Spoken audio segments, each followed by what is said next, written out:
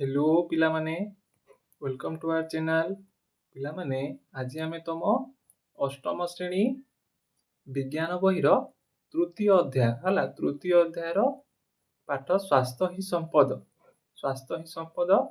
पाठर समस्त प्रश्न उत्तर आलोचना करिबा। जदि द्वितीय अध्याय वीडियो तुम माने देखि ना ए पर्यंत प्रश्न उत्तर करिना ताहेले जाइकी चैनल रे वीडियोटी देखी संपूर्ण प्रश्न उत्तर करनियो। तेबे आज यही वीडियो रे हमें स्वास्थ्य ही संपदर समस्त प्रश्न उत्तर आलोचना करिबा। आरंभ करिबा आगरु कहि रखिबा को चाहे जदि वीडियोटी भलो लागि थाए ताहेले निश्चय गुटे लाइक करिवो और चैनल को सब्सक्राइब मध्य करिकि रख जा द्वारा एही बुली आगो को आसीबा को थिबा समस्त अध्यायर प्रश्न उत्तर तो मानक पाखरे पहुंची पारिबो। तेबे चलो देरी न करी आजिर वीडियोटी को आरंभ करिबा। देखिबा तमरो प्रथम प्रश्न देछि देख हला। प्रथम प्रश्न तुम जिज्ञासा बजाय रख। प्रथम प्रश्न कहिछि निम्न छवि गुडी करे देखा जाइतिबा रोग गुडी को संक्रामक किंबा अणसंक्रामक भावरे श्रेणीभुक्त कर। एठारे देख पिला माने किछि छवि दे आइछि हला थंडा और फ्लू जेमिति कि प्रथम छवि रे देखैछि थंडा बा फ्लू, तापर देखैछि टाइफॉइड, तापर मधुमेह, तापर श्वास रोग और मिलीमिला हला। एई बोली हमकु पांचटी विभिन्न रोगर बा विभिन्न संक्रामक और अणसंक्रामक रोगर छवि गुडक देखैछि। हमकु बाछिबाकू पड़िबो केउटी संक्रामक और केउटी अणसंक्रामक। जेपरि कि तुमे जानिछ थंडा और फ्लू हला। थंडा बा फ्लू यह कोन होइताय यह एक संक्रामक रोग जहा जनक ठारू आउ जनकू देई थाए हला। यह एक संक्रामक रोग। सेही बोली टाइफॉइड हला। टाइफॉइड कोन हेबो टाइफॉइड हिजबो अणसंक्रामक रोग हला। टाइफॉइड हिजबो तमरो अणसंक्रामक रोग। सेही बोली मधुमेह मध्य अणसंक्रामक हला। सेही बोली श्वास रोग मध्य अणसंक्रामक ओ मिलीमिला होची संक्रामक रोग हला। मिलीमिला हिजबो तमरो संक्रामक रोग हला। या थिला तमरो प्रथम प्रश्नर उत्तर गुड़िक।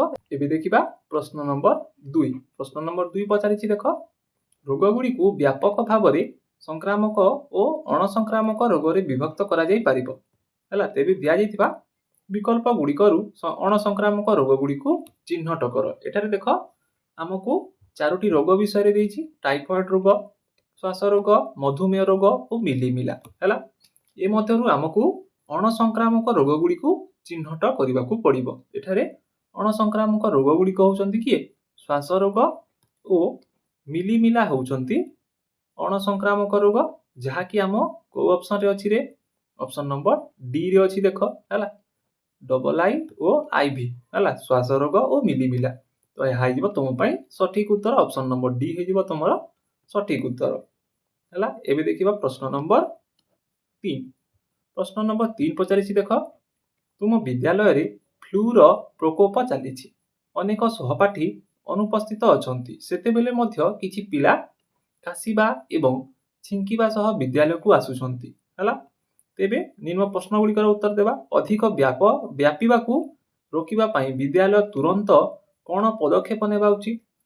प्रथम प्रश्नर उत्तर लिखिबो तुम माने जियो पिला मानकर काश छिंक किंबा फ्लू लक्षण अछि सेमानकु सुस्थ न हेबा पर्यंत घरे रही विश्राम नेबाकू विद्यालय तरफरु परामर्श दिया जिबा उचित हला।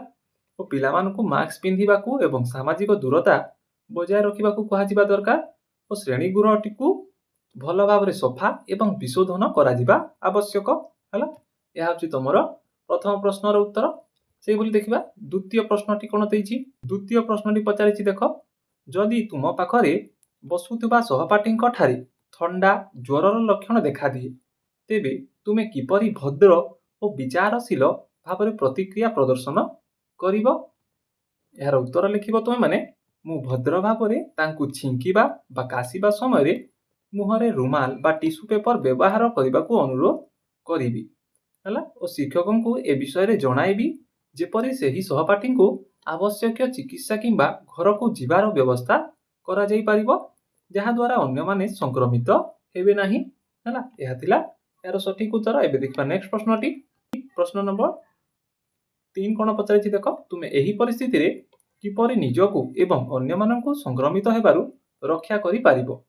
ହେଲା, ଏହି ପରିସ୍ଥିତିରେ ତୁମେ ନିଜକୁ କିପରି ସୁରକ୍ଷା ଦେବ ଓ ଅନ୍ୟମାନଙ୍କୁ ମଧ୍ୟ କିପରି ରକ୍ଷା କରିପାରିବ। ତେବେ ଦେଖିବା ଏହାର ଉତ୍ତର।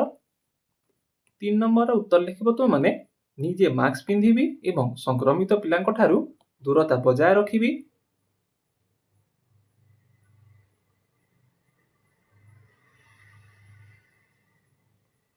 ବାରମ୍ବାର ସାବୁନରେ ହାତ ଧୋଇବି କିମ୍ବା ସାନିଟାଇଜର ବ୍ୟବହାର କରିବି। ହେଲା, ଆଉ କ'ଣ କରିପାରିବରେ? ଆଉ ନିଜର ଆଖି, କାନ, ନାକ କିମ୍ବା ମୁହଁକୁ ଅଯଥାରେ ହାତ ମାରିବି ନାହିଁ ଏବଂ ରୋଗ ପ୍ରତିରୋଧକ ଶକ୍ତି ବଢ଼ାଇବା ପାଇଁ ପୁଷ୍ଟିକର ଖାଦ୍ୟ ଖାଇବି। ହେଲା, ଏହା ଥିଲା ଏହାର ସଠିକ ଉତ୍ତର। ଏବେ ଦେଖିବା ତୁମର 4 ନମ୍ବର ପ୍ରଶ୍ନଟି। ତୁମ ପରିବାର ମ୍ୟାଲେରିଆ ବ୍ୟାପିଥିବା ଅନ୍ୟ ଏକ ସହରକୁ ଯାତ୍ରା କରିବାକୁ ଯୋଜନା କରୁଛନ୍ତି। ଏଠାରେ ହେଲା ବିଭିନ୍ନ ପ୍ରଶ୍ନ ଦେଇଛି, ପ୍ରଶ୍ନଗୁଡ଼ିକର ଉତ୍ତର ଲେଖିବାକୁ ପଡ଼ିବ। ଏଠାରେ ଯାତ୍ରା ପୂର୍ବରୁ, ଯାତ୍ରା ସମୟରେ ଏବଂ ଯାତ୍ରା ପରେ ତୁମେ କ'ଣ ସତର୍କତା ଅବଲମ୍ବନ କରିବା ଉଚିତ। ହେଲା, ଦେଖିବା ଏହାର ଉତ୍ତରଟି ତୁମେମାନେ ଲେଖିବ ଯାତ୍ରା ପୂର୍ବରୁ। ହେଲା, ଯାତ୍ରା ପୂର୍ବରୁ ଆମେ କ'ଣ କରିବା ଉଚିତ? ଡାକ୍ତରଙ୍କ ପରାମର୍ଶ ନେଇ ଆବଶ୍ୟକ ମ୍ୟାଲେରିଆ ନିରୋଧକ ଔଷଧ ସାଥିରେ ନେବା ଉଚିତ। ହେଲା, କାହିଁକି ନା ସେଠାରେ ମ୍ୟାଲେରିଆ ବ୍ୟାପୁଛି, ତାହେଲେ ଆମେ ମ୍ୟାଲେରିଆ ନିରୋଧକ ଔଷଧ ନେଇଥିବା ସାଙ୍ଗରେ। ସେହିଭଳି ଯାତ୍ରା ସମୟରେ ପୁରା ଶରୀର ଘୋଡ଼ାଇ ହେବା ଭଳି ପୋଷାକ ପିନ୍ଧିବା ଉଚିତ। ହେଲା, ଯାହା ମଶା ଘଉଡ଼ାଇବା ମଲମ ହେଲା ଲଗାଇବା ଦରକାର। ତାପରେ ଶୋଇବା ବେଳେ ରାତିରେ ମଶାରୀ ବ୍ୟବହାର କରିବା ଉଚିତ।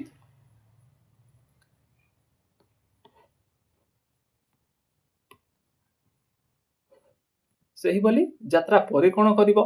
ଯାତ୍ରା ପରେ ଯଦି ଜ୍ୱର କିମ୍ବା ଥଣ୍ଡା ଲାଗିବା ଭଳି ଲକ୍ଷଣ ଦେଖାଯାଏ, ତେବେ ତୁରନ୍ତ ଡାକ୍ତରଙ୍କୁ ଦେଖାଇ ରକ୍ତ ପରୀକ୍ଷା କରିବା ଉଚିତ, ତାହେଲେ ତାହା ମ୍ୟାଲେରିଆ ହୋଇଥାଇପାରେ। ହେଲା, ସେଥିପାଇଁ ତୁମେ ଯାତ୍ରା ପରେ ରକ୍ତକୁ ପରୀକ୍ଷା କରିବା ଉଚିତ ଯଦି ତୁମ ପାଖରେ ଲକ୍ଷଣଟି ଦେଖାଯାଉଛି।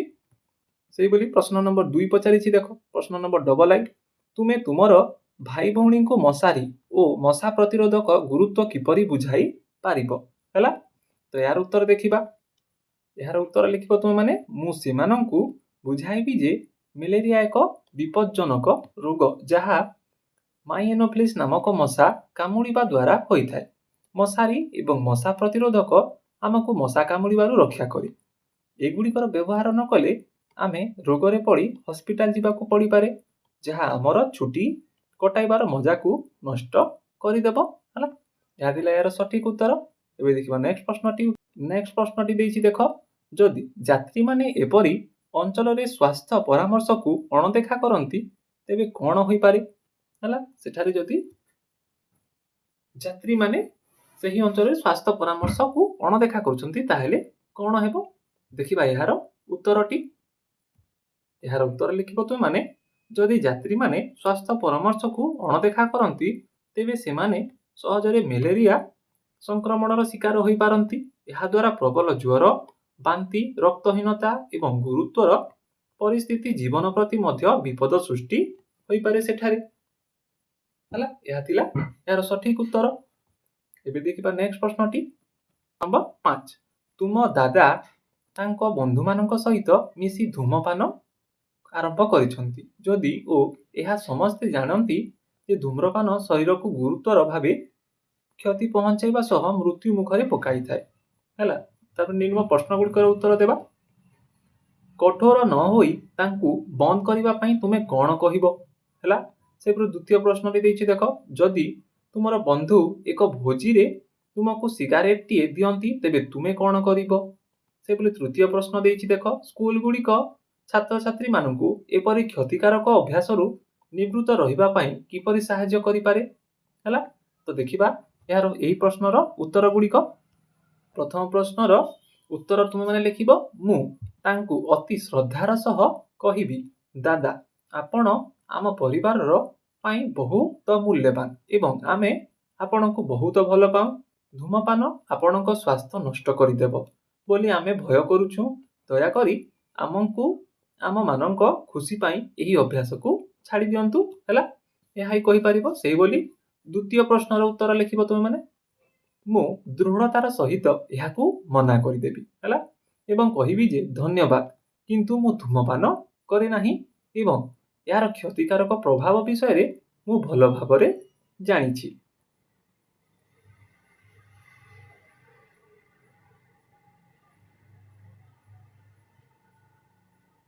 ଆବଶ୍ୟକ ହେଲେ ମୁଁ ସେଠାରୁ ଚାଲି ଆସିବି ହେଲା ଏପରି ପରିସ୍ଥିତି ହେଲେ ମୁଁ ସେଠାରୁ ଚାଲି ମଧ୍ୟ ଆସିପାରିବି ହେଲା। ଦେଖିବା ନେକ୍ସଟ ପ୍ରଶ୍ନ ତୃତୀୟ ପ୍ରଶ୍ନର ଉତ୍ତର।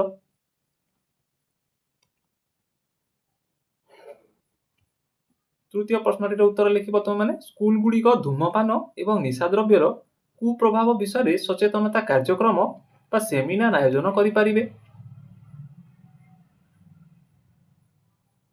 ବିଦ୍ୟାଳୟ ପରିସରରେ ନିଶାଦ୍ରବ୍ୟ ବ୍ୟବହାର ଉପରେ କଡ଼ା କଟକଣା ଲାଗୁ କରିପାରିବେ। ସେହିଭଳି ପିଲାମାନଙ୍କୁ କ୍ରୀଡ଼ା ଏବଂ ଅନ୍ୟାନ୍ୟ ସୃଜନାତ୍ମକ କାର୍ଯ୍ୟରେ ବ୍ୟସ୍ତ ରଖିବାକୁ ଉତ୍ସାହିତ କରିପାରିବେ ଯାହାଦ୍ୱାରା ସେମାନେ ଖରାପ ସାଙ୍ଗସାଥୀଙ୍କ ପ୍ରଭାବରୁ ଦୂରରେ ରହିବେ ହେଲା। ଏହି ସବୁ ପଦକ୍ଷେପ ଆମ ସ୍କୁଲ ନେଇପାରିବ ହେଲା। ଏହା ଥିଲା ଏହାର ସଠିକ ଉତ୍ତର ଗୁଡ଼ିକ। ଏବେ ଦେଖିବା ତମର ପ୍ରଶ୍ନ ନମ୍ବର 6 ସରସ୍ୱତୀ ତାର ସାଙ୍ଗ ବନିତାକୁ କହୁଛି ଆଣ୍ଟିବାୟୋଟିକ ଯେକୌଣସି ସଂକ୍ରମଣରୁ ଆମକୁ ରକ୍ଷା କରିପାରେ ତେଣୁ ଆମକୁ ରୋଗ ଭଲ ହେବା ବିଷୟରେ ଚିନ୍ତା କରିବାର ଆବଶ୍ୟକତା ନାହିଁ। ସରସ୍ୱତୀ ତାର ବକ୍ତବ୍ୟ ଭୁଲ ଅଛି ବୋଲି ବୁଝିବା ପାଇଁ ବନିତାକୁ ତାକୁ କେଉଁ ପ୍ରଶ୍ନ ପଚାରି ପାରିବ ହେଲା। ତାହେଲେ ଏହାର ଉତ୍ତରଟି ଆମେ ଦେଖିବା। ଏହାର ଉତ୍ତର ତୁମେମାନେ ଲେଖିବ ସରସ୍ୱତୀ ତାର ଭୁଲ ବୁଝାଇବା ପାଇଁ ବନିତାକୁ ଏହିପରି ପ୍ରଶ୍ନ ପଚାରି ପାରିବ ଯେ ସରସ୍ୱତୀ ତୁ କଣ ଜାଣିଛୁ ଯେ ଆଣ୍ଟିବାୟୋଟିକ କେବଳ ବ୍ୟାକ୍ଟେରିଆ ଜନିତ ରୋଗରେ କାମ କରେ କିନ୍ତୁ ଭୂତାଣୁ ଜନିତ ରୋଗ ଯଥା ସାଧାରଣ ଥଣ୍ଡା ଫ୍ଲୁ ବା କୋଭିଡ ଭଳି ରୋଗରେ ଏହା ଆଦୌ କାମ କରେ ନାହିଁ। ଆଉ ବିନା କାରଣରେ ଏବଂ ଡାକ୍ତରଙ୍କ ପରାମର୍ଶ ବିନା ଅଯଥା ଆଣ୍ଟିବାୟୋଟିକ ଖାଇବା ଦ୍ୱାରା ଏହା ଭବିଷ୍ୟତରେ ଆମ ଶରୀରରେ ଆଉ କାମ ଦେବ ନାହିଁ ବୋଲି ତୁ ଜାଣିଛୁ କି? ଏହିଭଳି ପ୍ରଶ୍ନ ସେ ପଚାରି ପାରିବ ହେଲା ସେ ତାର ଭୁଲ ବୁଝାଇବା ପାଇଁ। ଦେଖିବା ନେକ୍ସଟ ପ୍ରଶ୍ନଟିର ଉତ୍ତର। ଏବେ ଦେଖିବା ତୁମର ପ୍ରଶ୍ନ ନମ୍ବର 7 ନିମ୍ନଲିଖିତ ସାରଣୀରେ ଏକ ବର୍ଷ ମଧ୍ୟରେ ହସ୍ପିଟାଲରେ ରିପୋର୍ଟ ହୋଇଥିବା ଡେଙ୍ଗୁ ମାମଲା ସଂଖ୍ୟା ବିଶେଷରେ ସୂଚନା ଦିଆଯାଇଛି ହେଲା। ଏଠାରେ ଦେଖ କ୍ରମିକ ସଂଖ୍ୟା ମାସ ଓ ଡେଙ୍ଗୁ ରୋଗୀ ସଂଖ୍ୟା ହେଲା।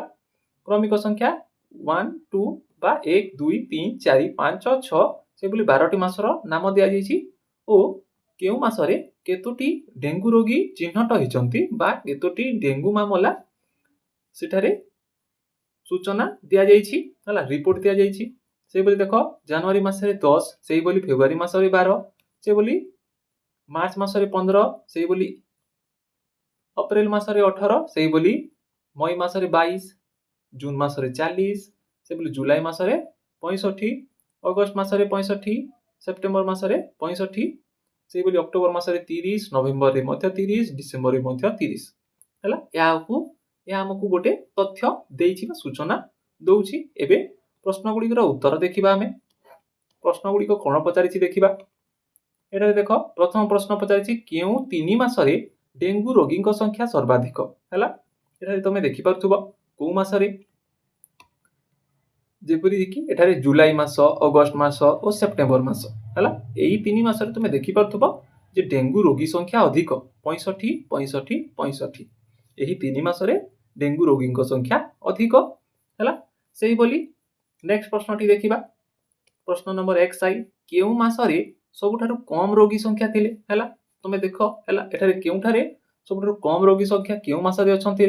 ସବୁଠାରୁ କମ ରୋଗୀ ସଂଖ୍ୟା ଅଛନ୍ତି ଜାନୁଆରୀ ମାସରେ ହେଲା। ଜାନୁଆରୀ ମାସରେ ତୁମର ଦେଖ 10ଟି ହେଲା କେବଳ 10ଟି ରୋଗୀ ଚିହ୍ନଟ ହୋଇଥିଲେ ତ ଏହା ହେଇଯିବ 10 ବା ଜାନୁଆରୀ ମାସ ହେଇଯିବ ତୁମର ସବୁଠାରୁ କମ ରୋଗୀ ସଂଖ୍ୟା ଥିବା ମାସ।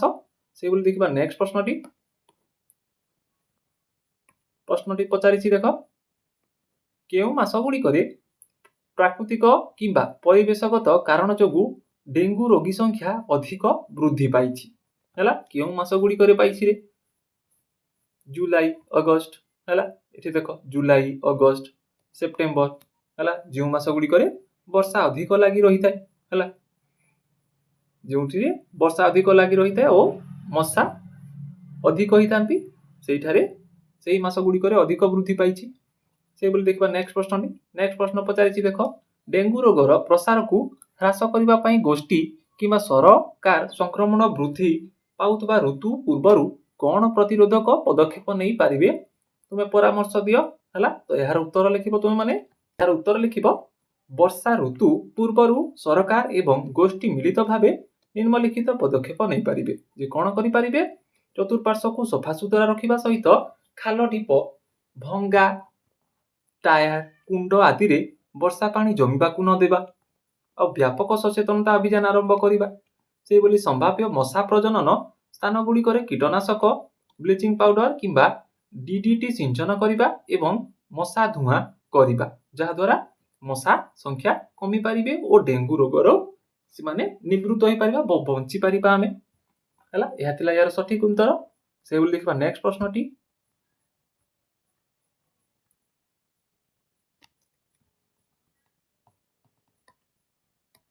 ସେହିଭଳି ନେକ୍ସଟ ପ୍ରଶ୍ନଟି ପଚାରିଛି ଦେଖ, ପ୍ରଶ୍ନ ନମ୍ବର 8, କାହା କଳ୍ପନା କର ଯେ ତୁମେ ଏକ ବିଦ୍ୟାଳୟ ସ୍ୱାସ୍ଥ୍ୟ ଅଭିଯାନର ଦାୟିତ୍ୱରେ ଅଛ।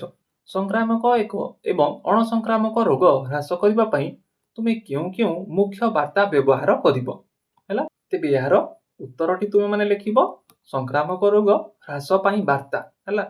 କ'ଣ ଲେଖିବ? ବ୍ୟକ୍ତିଗତ ପରିଷ୍କାର ପରିଚ୍ଛନ୍ନତା ବଜାୟ ରଖନ୍ତୁ, ହାତ ଭଲ ଭାବେ ଧୋଇ ଖାଆନ୍ତୁ, ଫୁଟିଲା ପାଣି ପିଅନ୍ତୁ ଏବଂ କାଶିବା ବା ଛିଙ୍କିବା ସମୟରେ ରୁମାଲ ବ୍ୟବହାର କରନ୍ତୁ। ଏହି ବାର୍ତ୍ତା ତୁମେ ଦେଇପାରିବ।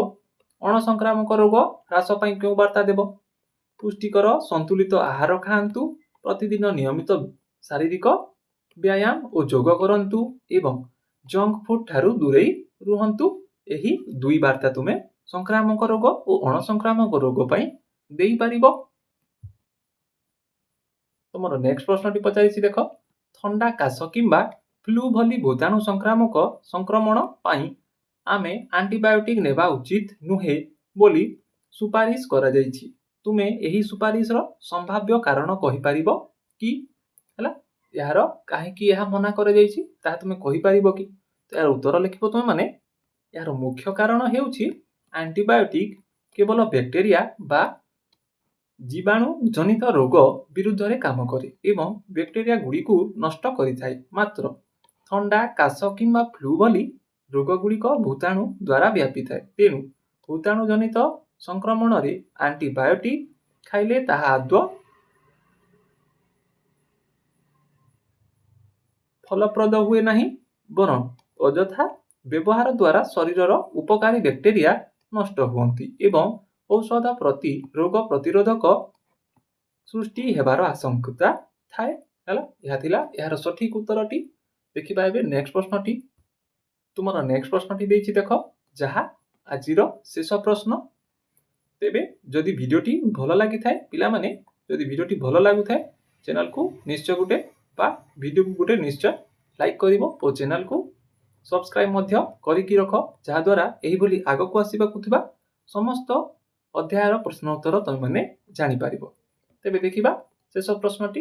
ଯଦି ସଂକ୍ରମିତ ବ୍ୟକ୍ତିଙ୍କ ମଳ ଦ୍ୱାରା ପାନୀୟ ଜଳ ଦୂଷିତ ହୁଏ ତେବେ ନିମ୍ନଲିଖିତ ମଧ୍ୟରୁ କେଉଁ ରୋଗ ବ୍ୟାପିବାର ସମ୍ଭାବନା ରହିଛି ହେଲା। ଯେପରିକି ଏଠାରେ ଦେଇଛି ଦେଖ, ହେପାଟାଇଟିସ A, ଯକ୍ଷ୍ମା, ହଇଜା, ପୋଲିଓ ଓ ହାଡ଼ଫୁଟି ହେଲା। ଏହି ମଧ୍ୟରୁ କେଉଁ ରୋଗଟି ବ୍ୟାପିବାର ସମ୍ଭାବନା ରହିଛି? ଏହାର ଉତ୍ତର ଲିଖିବ ତୁମେ ମାନେ। ଯଦି ପାନୀୟ ଜଳ ସଂକ୍ରମିତ ବ୍ୟକ୍ତିଙ୍କ ମଳ ଦ୍ୱାରା ଦୂଷିତ ହୁଏ ତେବେ ମୁଖ୍ୟତଃ ଦୂଷିତ ଜଳ ମାଧ୍ୟମରେ ବ୍ୟାପୁଥିବା ରୋଗ ଗୁଡ଼ିକ ହେବାର ସମ୍ଭାବନା ଥାଏ। ଯଦି ଦିଆଯାଇଥିବା ବିକଳ୍ପ ଗୁଡ଼ିକ ମଧ୍ୟରୁ ଏହି କାରଣର ମୁଖ୍ୟତଃ ହଇଜା, ହେପାଟାଇଟିସ A ଏବଂ ପୋଲିଓ ବ୍ୟାପିବାର ସମ୍ଭାବନା ରହିଛି ହେଲା। ଏହା ଥିଲା ଏହାର ସଠିକ ଉତ୍ତର।